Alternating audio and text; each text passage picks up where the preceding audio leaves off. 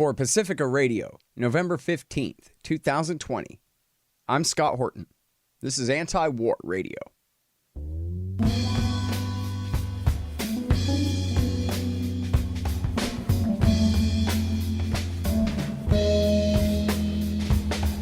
All right, y'all, welcome to the show. It is Anti-War Radio. I'm your host, Scott Horton. I'm the editorial director of antiwar.com, and I'm the author of the book Fool's Errand, Time to End the War in Afghanistan. You can find my full interview archive, more than 5,000 of them now, going back to 2003, at scotthorton.org and at youtube.com/Scott Horton Show. Again, this month, celebrating 10 years on the air here on KPFK 90.7 FM in LA, and happy to welcome back to the show my good friend, the best reporter, Gareth Porter. How are you, sir? I'm fine, Scott. Thanks a lot. I'm glad to be back. Very happy to have you here. So, it's such interesting times here. Looks like Donald Trump, 99% chance here. Looks like he's got himself unelected after just 4 years. And we did a little bit of a review of his foreign policy, I guess, here in September to wrap up before the election. But now, I still think it's worth a look back and then a look ahead to what we face under Biden. So I thought I could start out with, say whatever you will about Donald Trump. He did stop Jeb Bush and Hillary Clinton from being the president for us in 1 year, which all of mankind owes him the deepest gratitude for that simple act. And then that really came with so much potential, right? Because he didn't just beat them.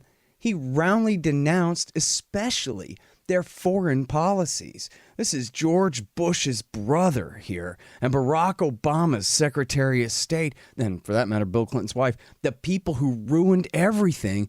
And so a lot of people, some people thought that maybe he was really going to undo it, Gareth. But then what happened, man?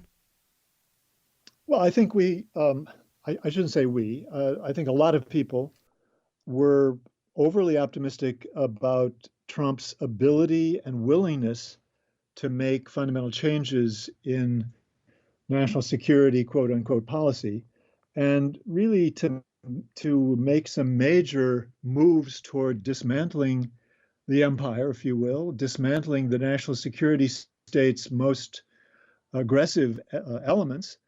And I think they were wrong because of the simple fact that Donald Trump does not have the personal wherewithal in terms of his personality, in terms of his understanding, his psychology. He's really not capable of carrying out that kind of fundamental change. And secondly, to revert to, I'm sure this is a point that we talked about in the earlier discussion, although I don't remember specifically. He was, from the very beginning, obligated to big roller financial interests who were extremely pro-Israeli, to say the least, and who demanded, of course, that he carry out very far-reaching policies that were moving in the other direction.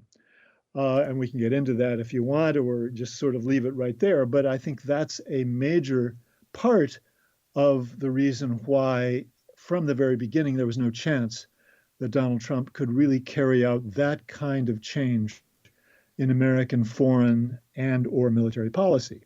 Yeah. And beyond that, I mean, he simply chose people, he surrounded himself with people, again, in large part because of that obligation to Sheldon Adelson and other big roller financial interests, financial providers, who were simply not going to do anything to move in the direction of some of the most important changes that he perhaps really wanted to carry out. Yeah. And, he said over and over, too, that his Israeli policies especially were all just the most cynical calculations. Yes, I'm going to buy up some good Christian evangelical votes with this kind of stuff. And this kind of thing is all very retail politics. Then he lost anyway. Yes. And you're right. He has a very cynical side, which is, I think, of the essence of his approach to his foreign policy, his national security policy during these 4 years. Unfortunately, that really overwhelmed whatever interest he had, and I think he did have an interest in trying to make good on the promises that he made to his political base, to really change the U.S. policy by ending the forever wars, particularly, and beginning to pull back from those policies that were constantly engaging the United States in more wars, essentially. Yep. And of course, the joke here is he's Donald Trump. So forget Sheldon Adelson. If he wanted to write a check for $75 million to the Republican National Committee to cover the Republicans in the midterm elections, he could have done that. He didn't need the Israel lobby at all. He could have covered it all from his own bank account. I'm not sure about that. But I mean, he doesn't have $10 billion like he said, but he has enough to pay the measly tens of millions that it costs to run the Republican, congressional campaigns and so forth. I mean, last time, just a couple months ago, Sheldon Adelson cut a check for $75 million. That's not that much to a billionaire, even if he were, he's extremely stingy as well. So, yeah. Well, I mean, that's the other joke is he's 75. Yeah. So the chances he's going to live another 10 years. And that was, in fact, this was the whole, I mean, of course, don't get me wrong. I'm not saying I believed in it, but this is just the shtick that he ran on was that he was already rich.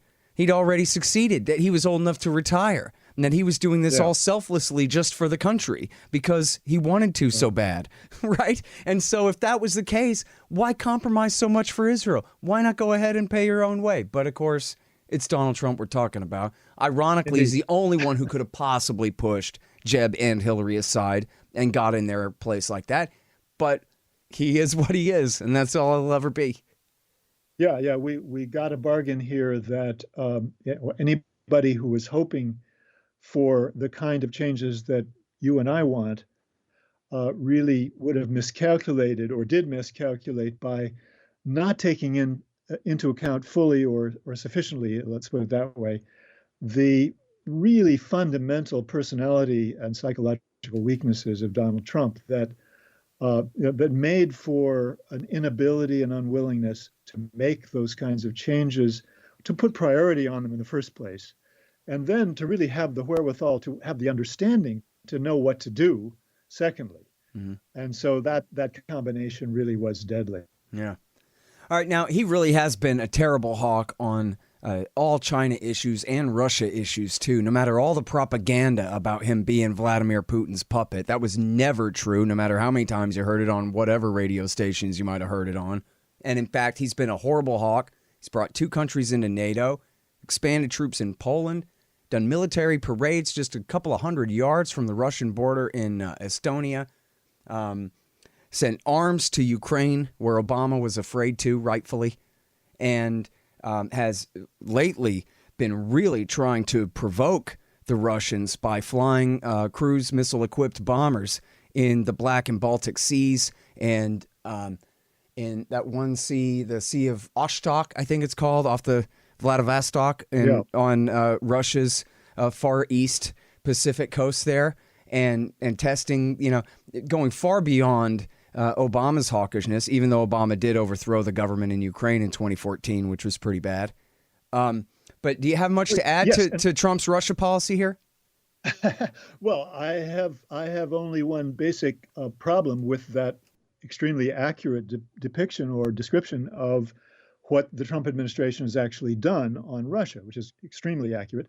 And that is that we're talking about essentially the national security state's policy, not Donald Trump's personal policy. I mean, let's begin with the point that, that really is overarching here, that what happened on Russian policy is a consequence in part of the fact that Donald Trump ran into the national security state's total resistance to any stance that would not accept the idea of a new Cold War with Russia. And that happened, of course, at the very beginning of his administration.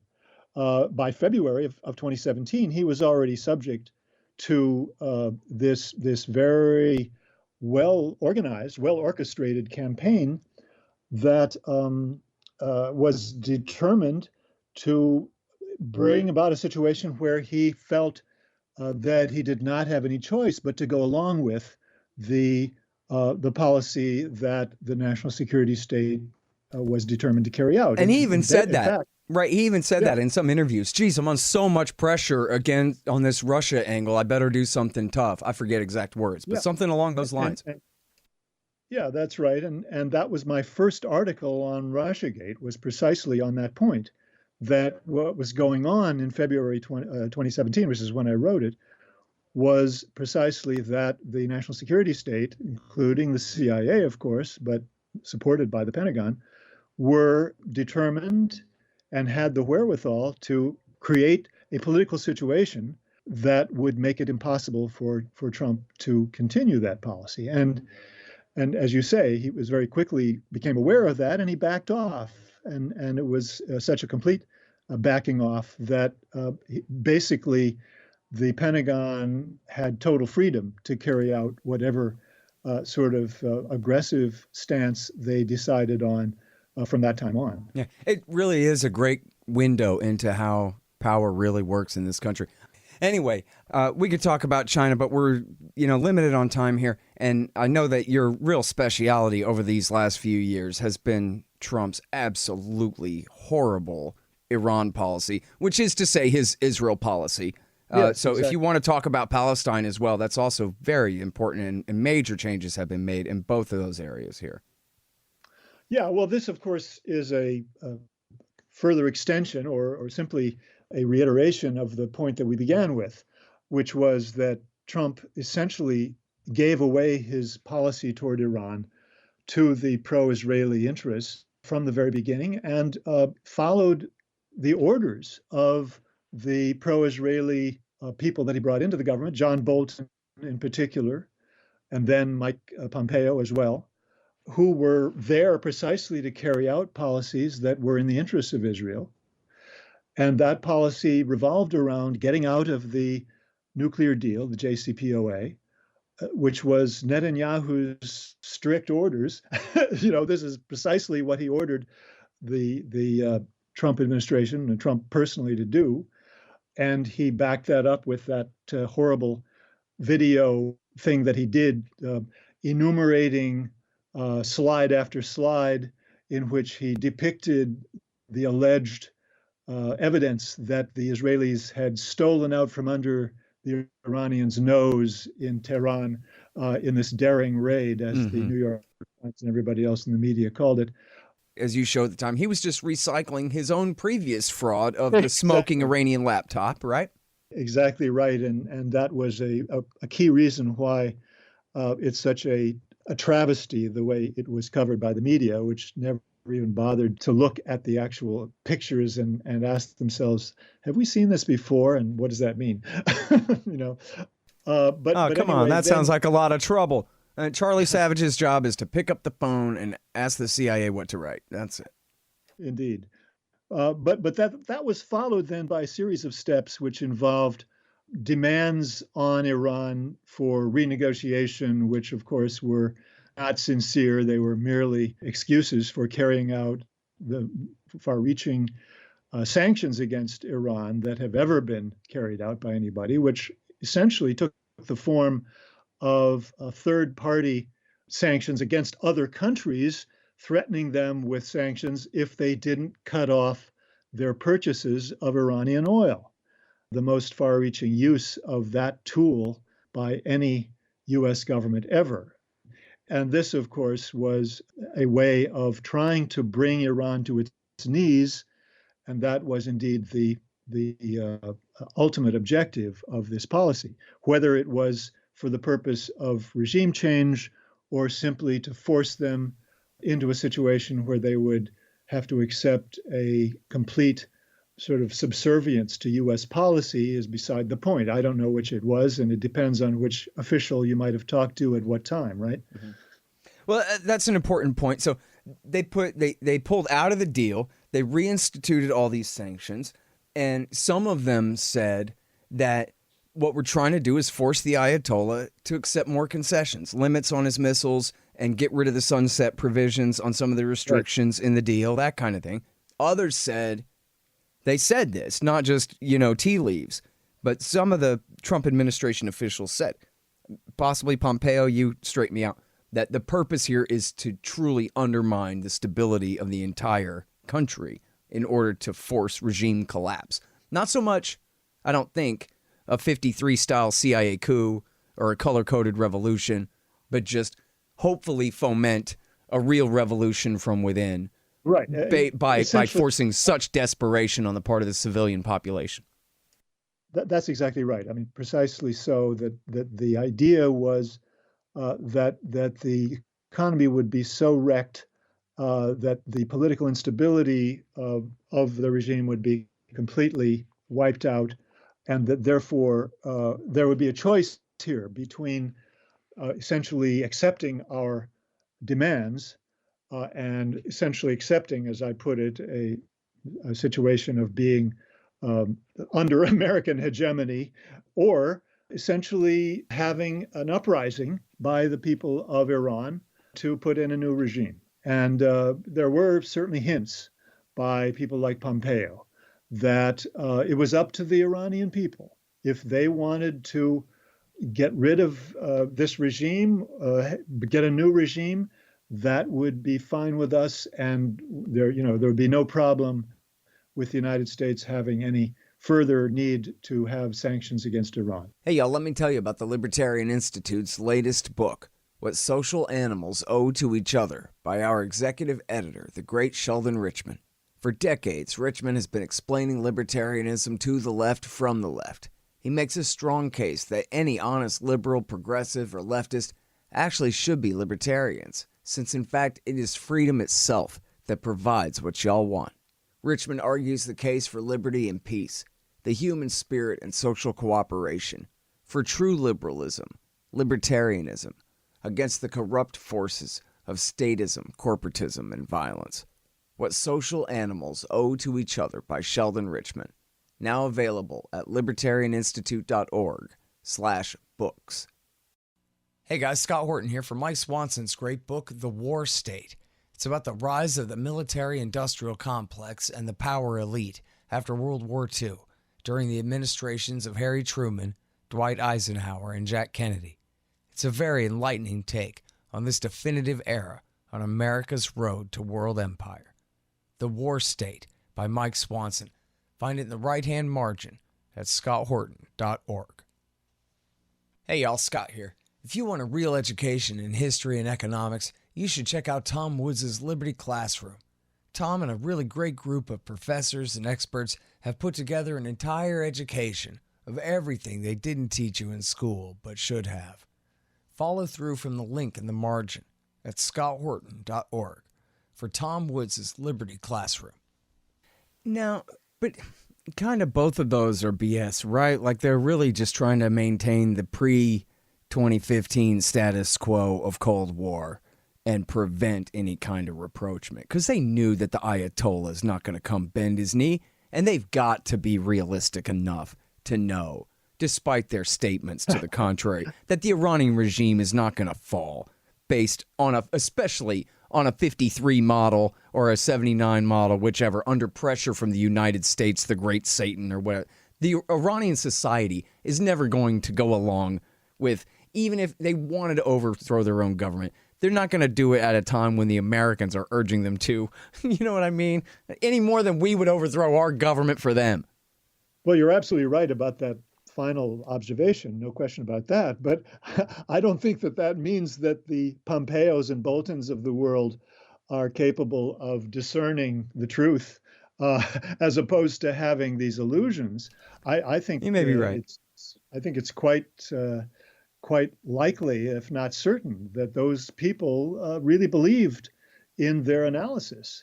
And don't forget that we know that the Bush administration, Vice President Dick Cheney and his advisors, who were at the heart of their policy toward Iran, did in fact hope and believe that they could get regime change ultimately by putting pressure on Iran, and that this was because they believed that the population was ready Yeah. to do something like I that. mean, in They fact, in haven't had a solution. 2009, when Yeah, American NGOs helped support that Green Revolution for that guy Mousavi, he was a pet of the Ayatollah anyway, right? Like he wasn't going to represent much change. He was to the left of Ahmadinejad or something, but he didn't represent a real regime change anyway. They don't even know what horses they're betting on. no, Doesn't they seem really like. don't. They have no understanding whatever. I mean, these were people who thought that the student uprising in the late 1990s was the sign that they were ready.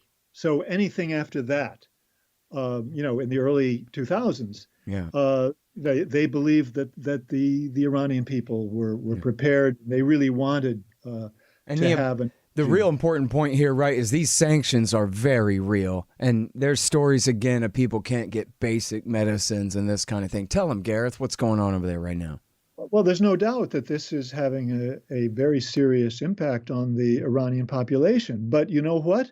I mean, the outrageous idea that the United States can manipulate the opinion of the people of Iran so that by carrying out these sanctions to get them to support the American policy and oppose the policy of the regime there is has turned out to be absolutely wrong, because what actually happened was, according to opinion surveys done by Americans, not by Iranians, the population became much more supportive Of course. of the policy of the regime toward the whole issue of negotiating with the United States on the JCPOA and the whole cluster of issues surrounding that. Well, that's right. I mean, our drab old think tankers have a term for this. It's called the rally around the flag effect. It's the reason why governments always act as though they're victims, whether they really are or not. Absolutely. Yeah, that's precisely the case. And American officials have simply been wrong over and over again from one administration to another ever since the Clinton administration.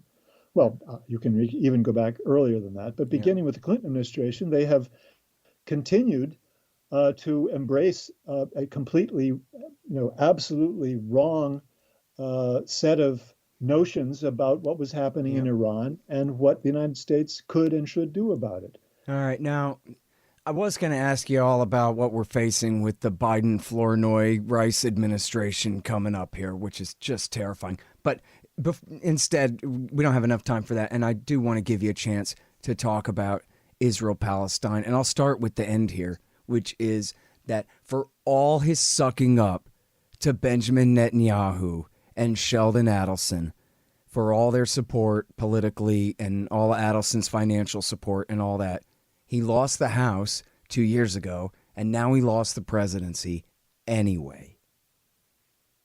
But anyway, so how bad did Donald Trump screw the Palestinians, Gareth?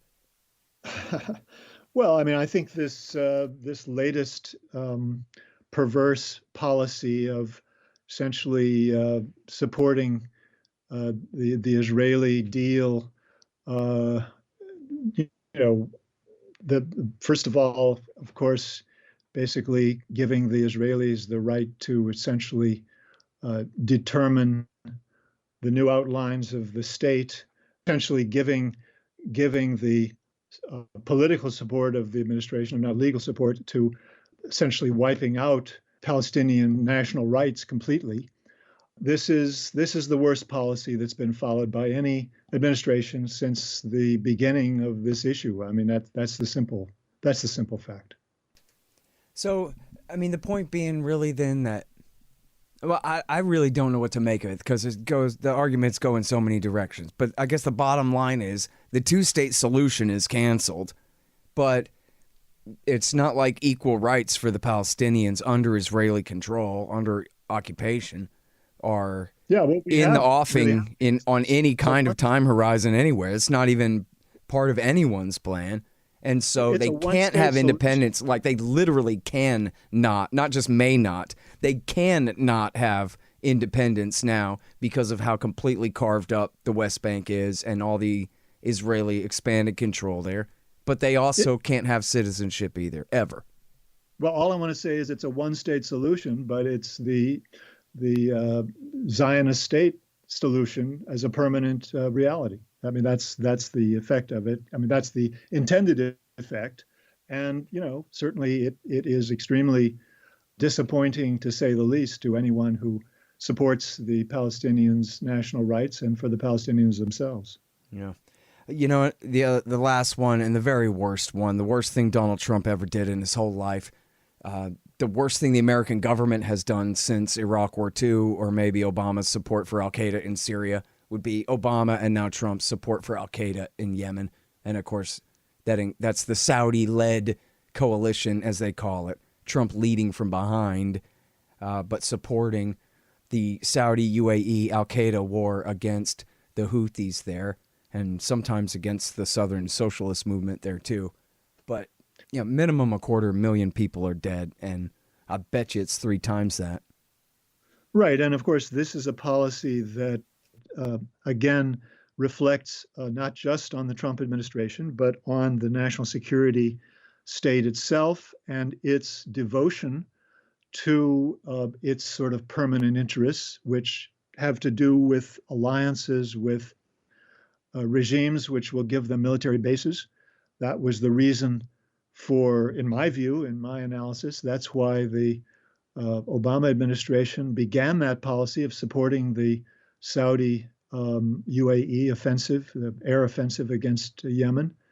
And despite the fact that it knew what the consequences were for horrible deaths and injuries of civilians, to the point where some of their own State Department officials, the legal people, were warning that the United States officials were liable to have legal accountability for those war crimes that were taking place in Yemen. Right. Which just goes to show they're accusing themselves. They know exactly how guilty they are. Hand me their own document and give me a grand jury, and I'll take care of it for you. Now, at the very end, Gareth, just very quickly, is it really right that there's some reason for optimism under a lame duck Donald Trump unelected presidency here in the last 10 weeks? Well, I know Doug McGregor pretty well. I mean, I can't say he's a really close friend or anything like that, but I've known him for 14 years and have spoken with him many times and know his thinking and his determination well enough to say that this is somebody who is really a formidable opponent for those people in the remaining in the Trump administration who want to continue to carry on the war in Afghanistan, despite the Trump obvious desire to have it end. If there's anybody who can end that war, it's Doug McGregor, and I have hopes that he can do something about it. Yeah, and now he has been appointed special advisor to the brand new Secretary of Defense, and they really they fired some, and the rest resigned. But there's kind of been a purge of the entire civilian leadership, the Deputy Secretary of Defense for Policy, and a handful of others there, and so clock's ticking. And you know what? In terms of Douglas McGregor, and people might have seen him on TV. In his position here, assuming Trump has really given him the president's authority to make things happen here, this will really be an exciting experiment to watch, right? The irresistible force. This, sorry to use the same word twice, this force of nature, Colonel McGregor, the great hero of the tank battle of Iraq War I and everything, up against the entire national security state, but with the president telling him to do what he's doing. And that's kind of boy, it's like hot and cold coming together to make a tornado, it sounds like. We have never seen a situation like this, I dare say. And after a president who's been, not the time has run out on his 2 terms, but who's been unelected after 1, and so is like an extra super lame duck, kind of deal. Right. I mean, there's going to be resistance. We know that. And so, how this fight plays out is going to be really fascinating. And much of it will be behind the scenes, and we won't know until it's over.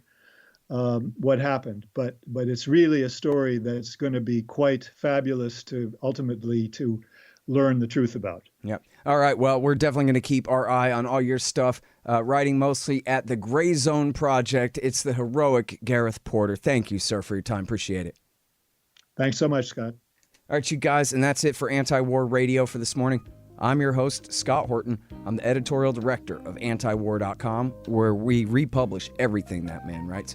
And I am the author of Fool's Errand, Time to End the War in Afghanistan. You can find my full interview archive, more than 5,400 of them now, going back to 2003 at scotthorton.org and at youtube.com/Scott Horton Show.